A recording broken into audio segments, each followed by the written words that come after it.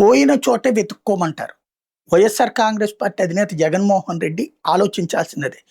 ప్రస్తుతం గతంలో ఏది మొన్న తమిళనాడు ఎలక్షన్స్‌లో ముఖ్యమంత్రిగా ఇప్పుడు గెలిచినటువంటి విజయ్‌కి ఎవరైతే పనిచేశారో అతనే జగన్మోహన్ రెడ్డికి పని చేయబోతున్నాడు. లైక్ ప్రశాంత్ కిషోర్ తరహాలో పోల్ మేనేజ్మెంట్‌కి అన్నటువంటిది ఒక ప్రచారం ఉంది. రైట్. ఇప్పుడు తేల్చుకోవాల్సినటువంటి లెక్కల్లా ఒకటే. 2014కి ముందు ఏదైతే 2009, 10లో పార్టీ పెట్టినటువంటి అంటే తండ్రి చనిపోయాక అతను అరెస్ట్ చేసి జైల్లో పెట్టిన సందర్భంలో పుట్టుకొచ్చినటువంటి పార్టీ వైఎస్ఆర్ కాంగ్రెస్ పార్టీ. ఆ టైంలో 18 ఉప ఎన్నికలు జరిగినాయి అసెంబ్లీకి. ఏది జగన్ కోసం రాజీనామాలు చేయటం, దాని మీద ఉప ఎన్నికలు జరగడం. అదే సందర్భంలో తెలంగాణకు సంబంధించి రాజీనామాలు ఉప ఎన్నికలు జరిగాయి. మొత్తం 18 ఉప ఎన్నికలు జరిగితే 15 వైఎస్ఆర్ కాంగ్రెస్ పార్టీ గెలిచింది. ఒక 3 మాత్రమే, అది కూడా బీఆర్ఎస్ వాళ్ళు సాధించుకొచ్చుకున్నది.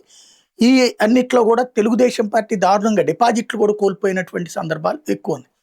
కానీ 2014 ఎన్నికలకు వచ్చేటప్పటికి 44.5% ఓట్లు సాధించినటువంటి పరిస్థితి.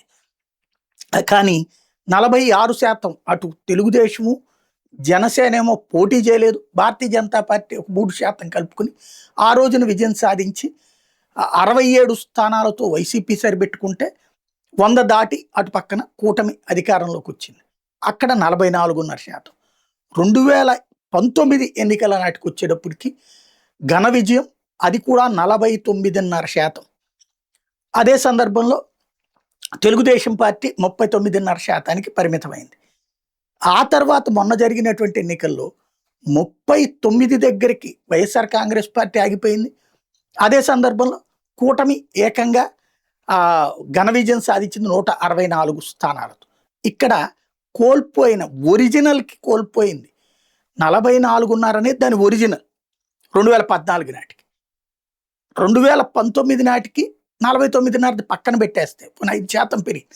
ఆ 5% కాదు, ఒరిజినల్ 5% తగ్గింది. అంటే టోటల్ 10% తగ్గింది 2019తో కంపేర్ చేస్తే. కానీ 2014 లెక్కేస్తే 5% తగ్గింది. అది ఇక్కడ లెక్కేసుకోవాలి. ఎక్కడ సొంత కార్యకర్త వదిలేయటం, ఏదైతే ఈ వాలంటీర్ సిస్టమ్ వీటి మీద ఆగ్రహంతో, అలాగే లోకల్ లీడర్లు పట్టించుకోకపోవడం, చివరిలో ఎమ్మెల్యే క్యాండిడేట్లను మార్చడం వల్ల కొత్త క్యాండిడేట్లు పాత క్యాండిడేట్కి సంబంధించిన అనుచరులు అంటూ వీళ్ళని వదిలేయడం ఒక ఆస్పెక్ట్ అయింది.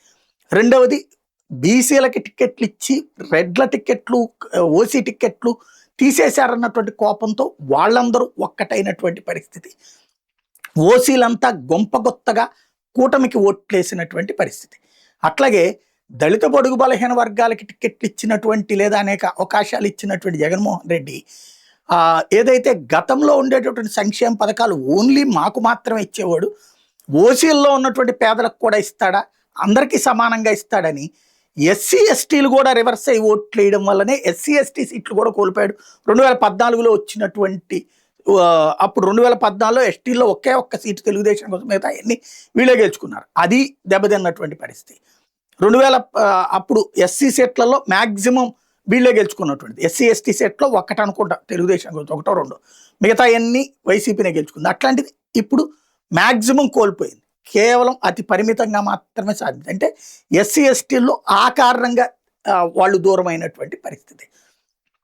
ఈ అన్నిటి పరిణామాల మధ్యన ఇంకొకటి ఏదైతే మైనార్టీలు వచ్చేటప్పటికి బీజేపీకి అన్ని బిల్లులకి మద్దతు ఇచ్చాడు జగన్మోహన్ రెడ్డి అని ఒకవైపున, మరోవైపున బీజేపీతో కలిసి ఉన్న తెలుగుదేశానికే ఓట్లేశారు. అది ఇక్కడ ఇంకొక విచిత్రమైన, అసలు ఈ ఈక్వేషన్స్ అన్ని ఎవరికి అర్థం కాని ఈక్వేషన్స్ అయిపోయాయి.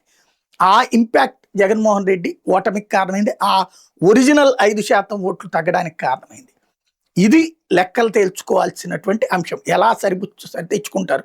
ఇప్పుడు కిందటిసారి కోల్పోయింది 10%. 2019లో వచ్చినట్టు 49.5%తో పోల్చుకుంటే ఇప్పుడు 39.5 అంటే 10% కోల్పోయినట్టు. 10%లో తన పాతది తెచ్చుకుంటే ప్రభుత్వ వ్యతిరేకత మిగతా తెచ్చుకోడు. తనది పాతది తెచ్చుకోవాలంటే నేను చెప్పినట్టు ఈ వర్గాలన్నింటినీ క్రోడీకరించుకోగలగాలి. సాధ్యమవుతుందా లేదా? ఇదే జగన్ భవితవ్యాన్ని తేల్చబోతోంది.